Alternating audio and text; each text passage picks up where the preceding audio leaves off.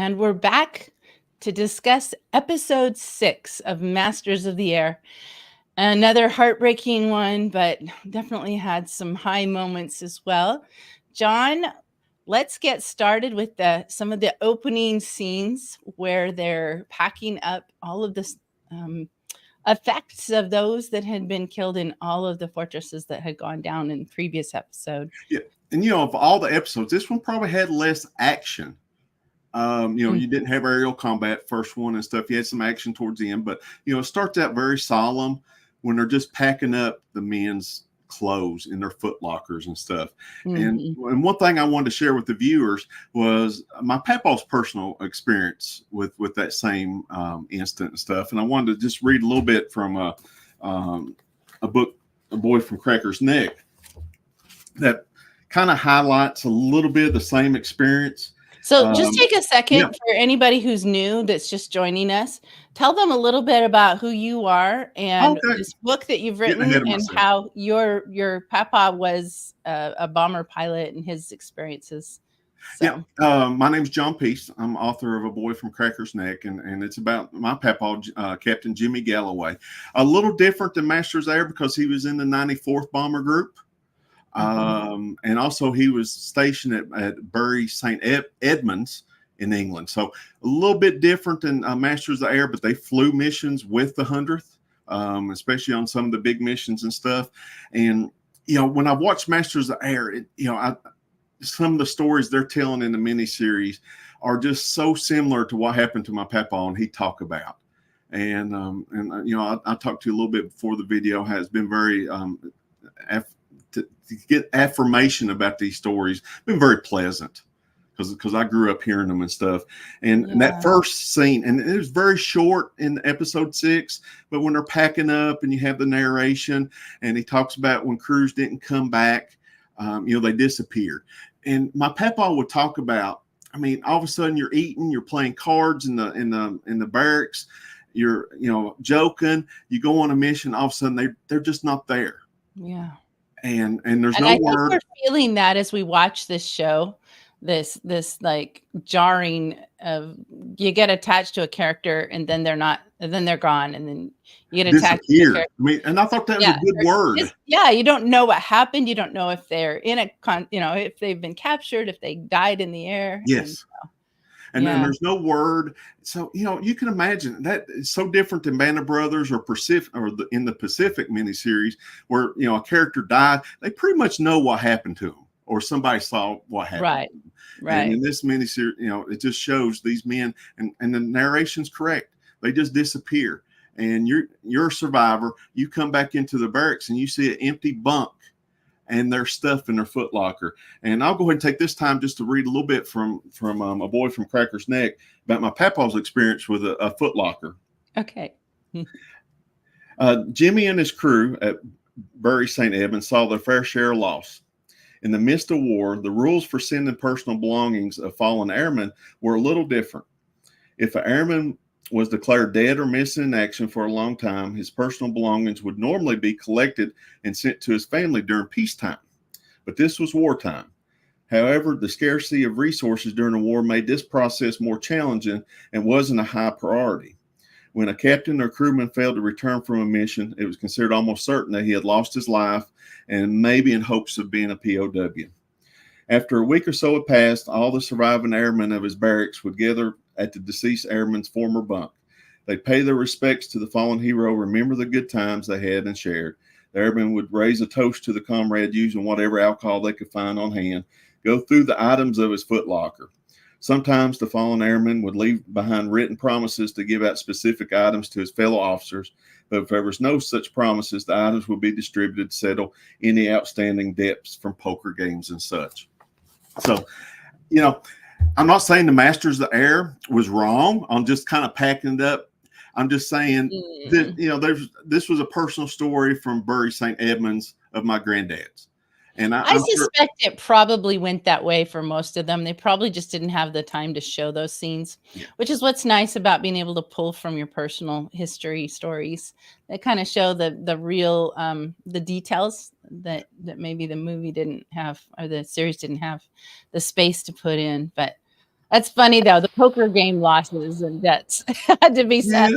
And you know, and I'm not going to skip too far ahead in this episode, but when they're sitting around talking about their fallen comrades, what are they talking about?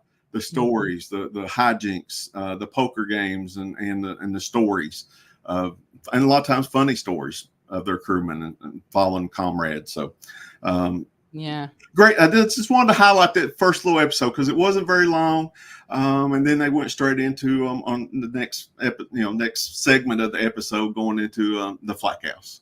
Yeah, So, the Fleck House. And again, that's having published your book. I'm familiar with the stories, and so your grandfather actually flew in a mission that was very deadly, kind of like the Munster mission, and they ended up calling it Black Thursday.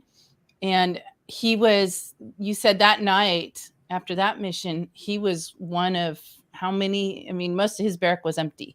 yeah. Now he was the only one left of his squadron, and in his particular barracks, he slept by himself that night.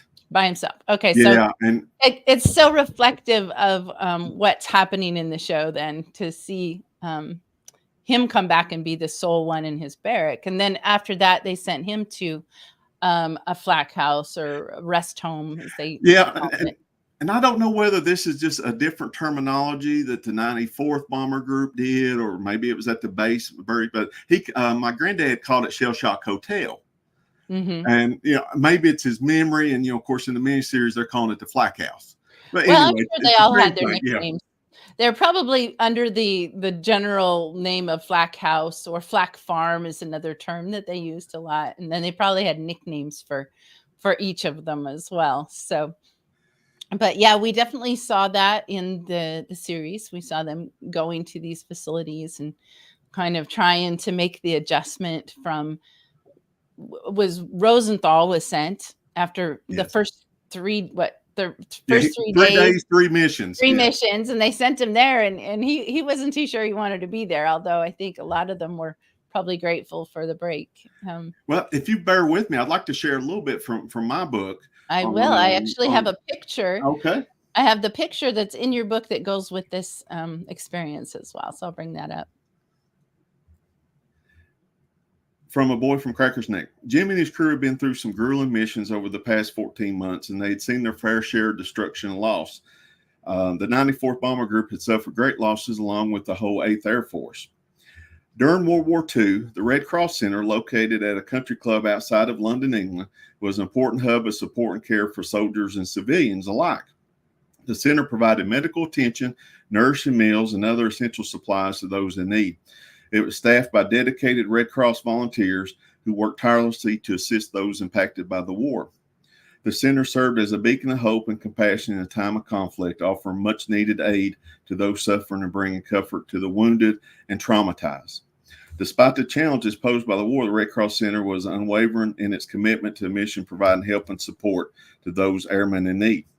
When Jim and his crew arrived at the center, they were greeted by the compassionate staff of the Red Cross volunteers, dedicated to helping those affected by the war. This is what I want to kind of point out. The first rule of Shell Shock Hotel, and this is what my granddad and his crew called it, as it was officially known, was that all military uniforms were not allowed. The first thing they did was make them change out of military clothing. And this was to help the men heal from the trauma of the war and to ideally enjoy a long weekend as civilians. Also, no ranks and no salutes were allowed on the premises. So, and as you see in the picture here, that's my granddad. He was the taller one and stuff in civilian clothes at the Red Cross Center. And of course, these men are going to these trauma centers is what they are. And after severe, missions and stuff, his colonel gave him the pass and said, y'all need a break. Yeah. So, yeah. Yeah.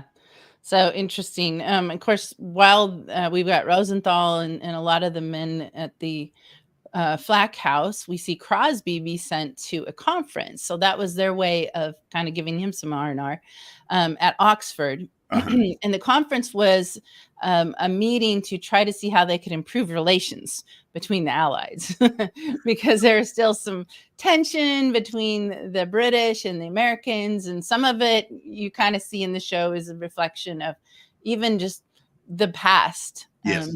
There's like, okay, it's time to put the old wars aside and we need You to Yanks. unite. You Yanks. Yeah. One thing, I've tried never to do, let's say, well, the book's better. No, the miniseries has been great. But the one thing, if you do get a chance to read the book, it does enhance the miniseries. The one scene where they're at the cocktail party and that pompous British officer is kind of making fun of the Yanks being oversexed, overpaid.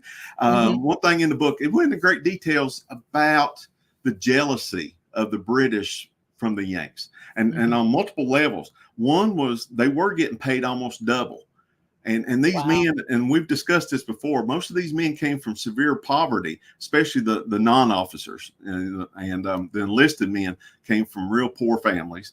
So here they come to England. They got a pocket full of money, the most money they've ever had in their life. And also in the book, it talked about the spiffy American uniforms and how they attracted the British ladies. Yeah. And the British airmen and the British officers were very jealous of that. And I think you could see that in that scene, Yeah, that was good. And then Crosby, the scene where Crosby actually wrote a book. And I think it's a fairly famous one. I'd heard of it, called A Wing and a Prayer. And I know in the book, he talks about the scene where his female roommate comes and catches him. And I think it's funny to note that in the series, he's wearing a towel and he's got his hat on cocked, and he says this Dick Tracy quote. Spencer Tracy. That's right. Spencer Tracy. Thank you. In reality, he was actually stark naked when she walked in on him. And he had said to himself, "You're the Rock." So he was, he had a hat on. Anyway, it's just kind of funny, the scene that they were able to bring in. Another little minor detail of that scene was him adjusting his captain's hat and taking that wire brim out so he could fold it down like Joe Cool. Yeah. And, that's what, I got a picture of my granddad, and he'd done the same thing. That was kind of like the customization, I guess they would allow to the uniform, was that adjusting the hat to look it's interesting for the ladies. Yeah, it's kind of interesting that there were some definitely outside the lines type of events. I know at one point, I think it was so many actors, but I'm not sure if it was Rosenthal that was told, you need to get your men in line, and he said, they could die any day. I'm not giving them any lectures before they go to R&R. I'm not sure if I have the right character, but at any rate, I'm sure that was the attitude. Like these men might only live for 6 weeks, so we're not going to be too hard on them. We're not going to give morality speeches. Yes, we're not giving any lectures about morality yeah. So one thing I wanted to talk about was the scene where Egan is trying to, he's hit the ground, he's parachuted, and he's being chased, and he's got a pistol with him. And I've shared, and I'm going to share a little bit from my great uncle's story, who was a bombardier that was shot down over France. And I know for him, in his story, he said, I didn't carry a pistol. He was immediately apprehended, and they were searching him for a gun. And he said, if I'd have had a gun, I'd be dead. And so it wasn't actually something that all of them carried. Some of them did, probably a lot of them didn't, because if you had a gun, or even if you used the gun, you'd be dead. You'd just be that much more of a threat. Where what we see, at least in the early part of the war, is that the airmen, except for the scene that we see in the city where the civilians take it out on them, for the most part, they were treated with enough respect that you're probably better off going ahead and surrendering as trying to escape and shoot your way out of Germany or wherever you landed. So, of course, I was going to remind you, like your uncle, my papa never carried a gun either.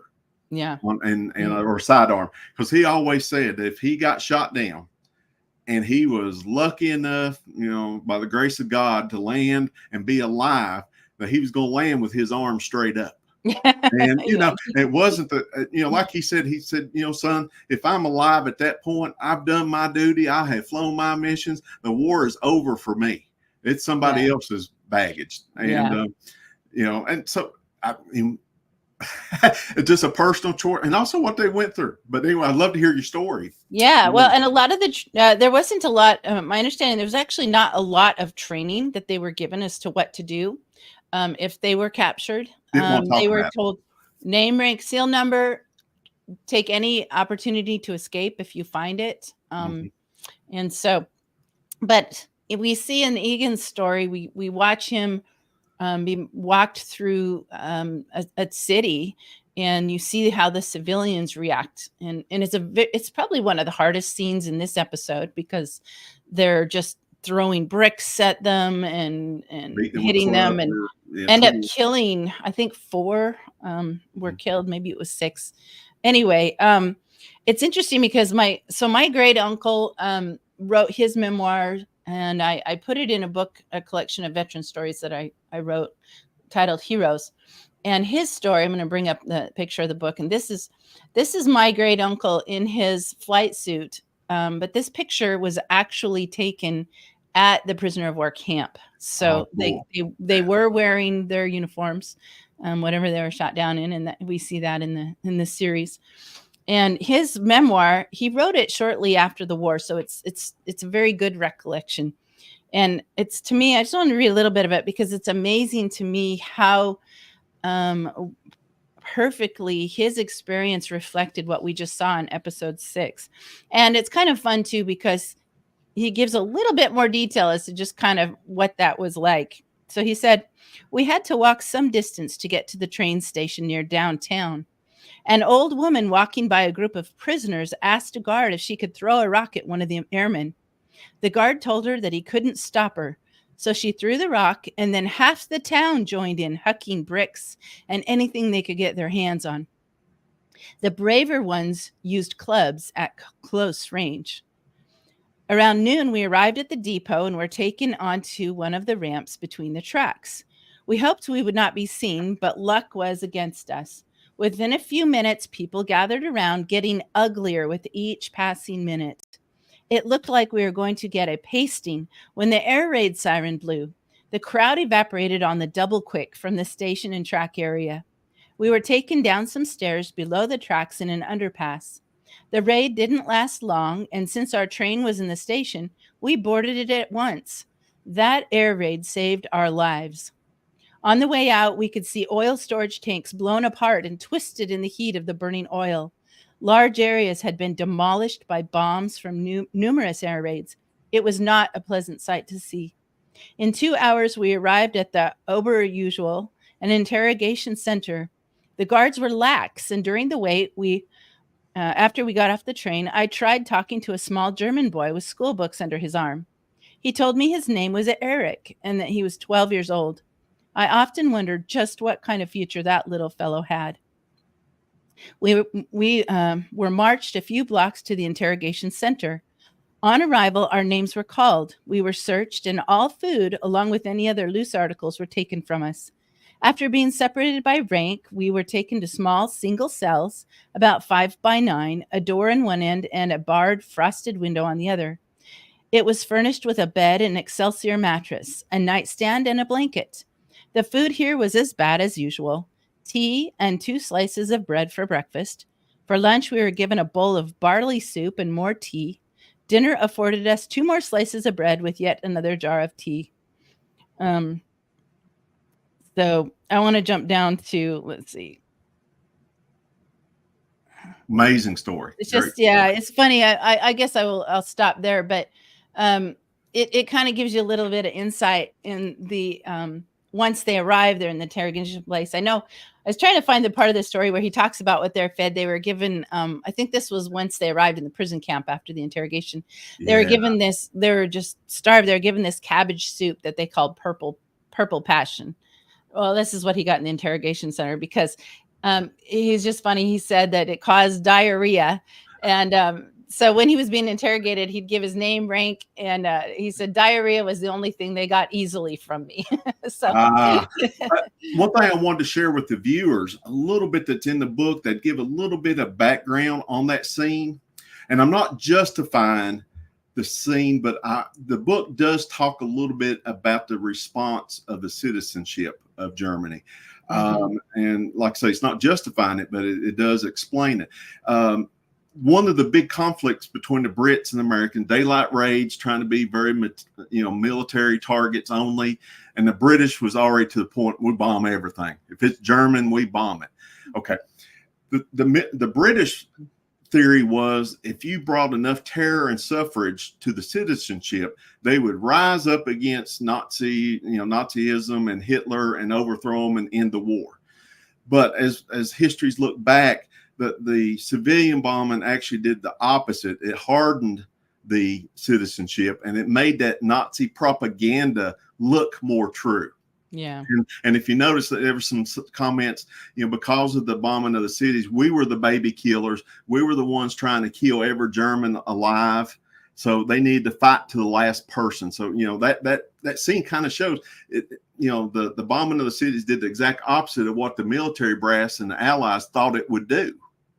Yeah. And also, if you think about it, they killed 600,000 Germans and 2/3 of them were civilians. So that's a lot of death that was coming from the skies. And it's interesting that the airmen, we're not justifying the reaction, but we are explaining the reaction. Explaining it, exactly. Yeah. Well, I think it's a little justified in that sense too, because if you're a civilian and you just saw your family bombed, you probably are going to be.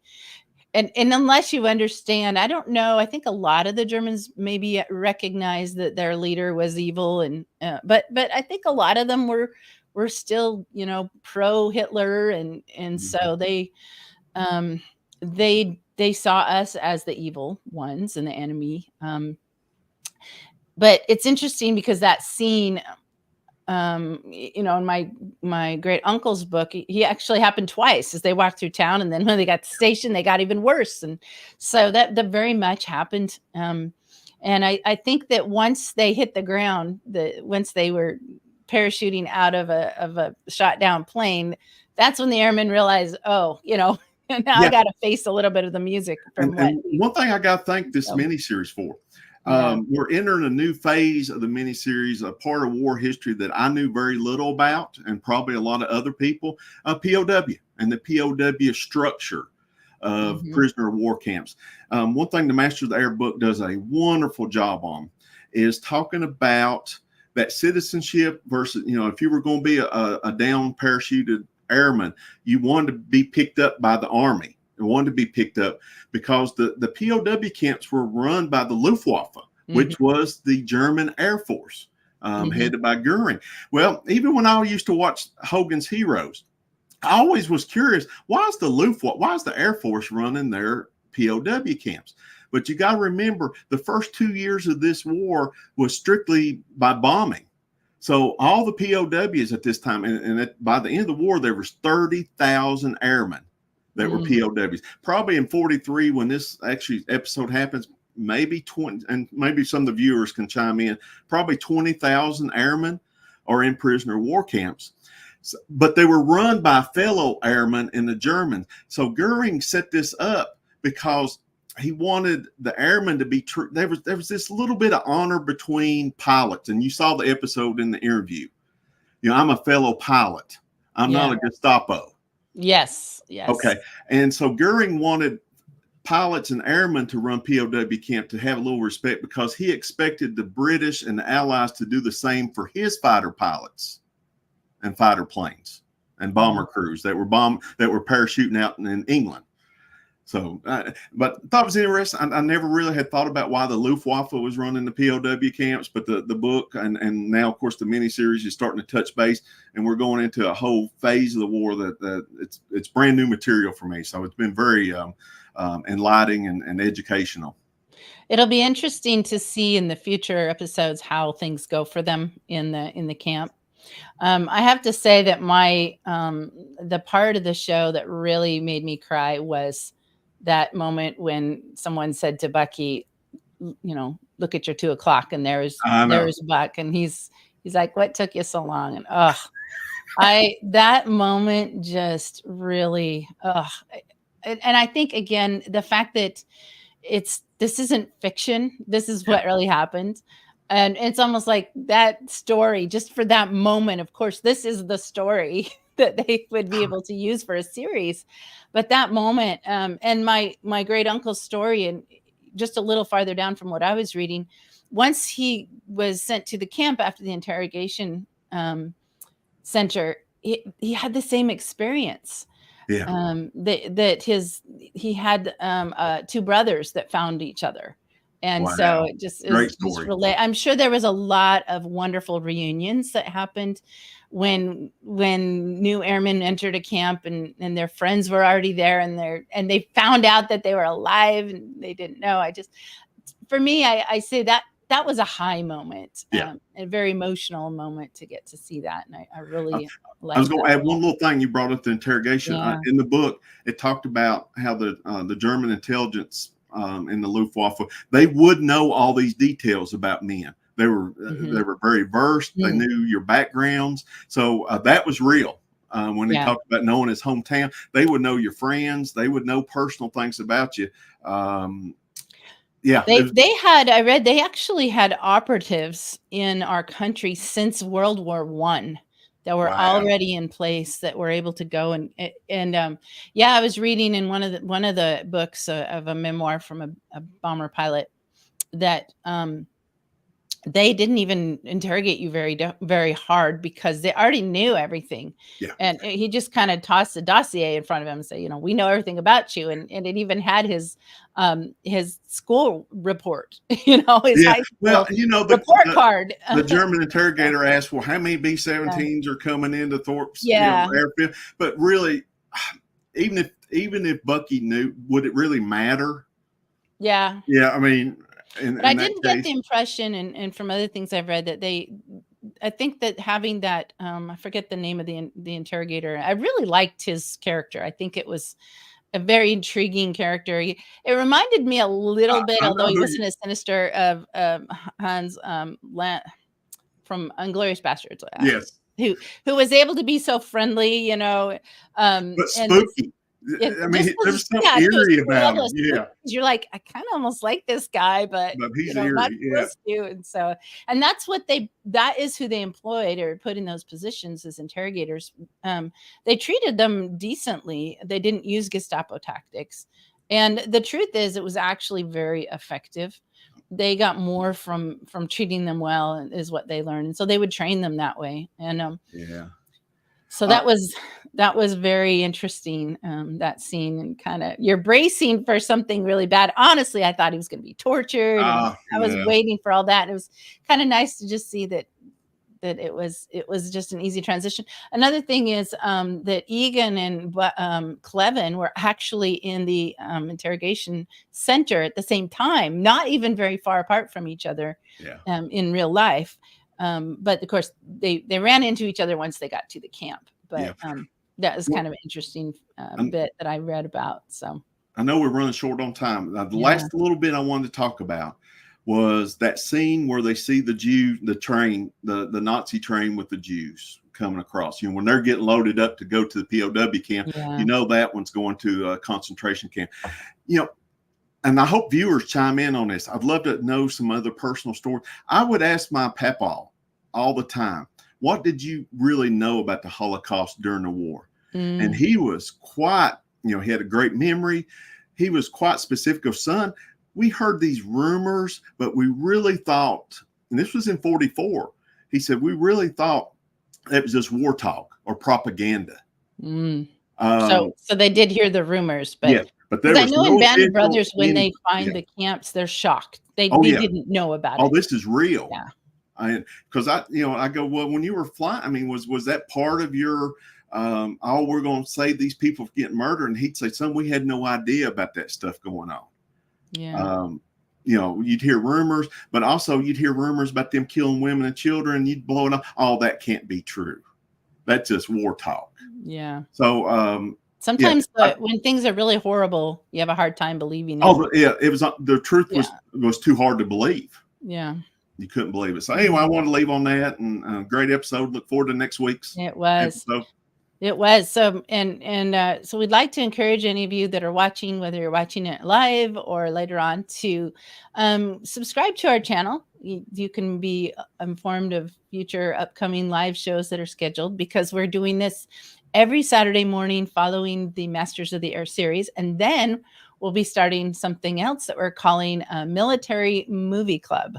So we'll be watching a military movie during the week and coming together and talking about it. So we'll keep this community going strong, hopefully. And we'd also love it if you could just hit the like button, because it helps us reach more people. And lastly, we really want to encourage you to visit the website of the 100th Bomb Group Foundation, because they have some amazing pictures and information, and we're going to be sharing some more from them in upcoming episodes. And so follow them as well, because they've really done a lot of amazing things as this film is, or this series is coming out, which is good. It's a real collaboration of the historians and the movie makers, which has been really preserving neat. Stories. Yes.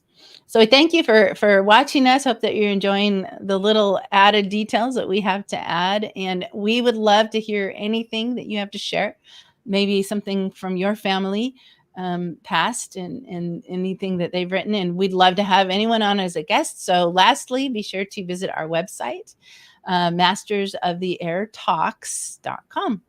And with that, we will see you next Saturday.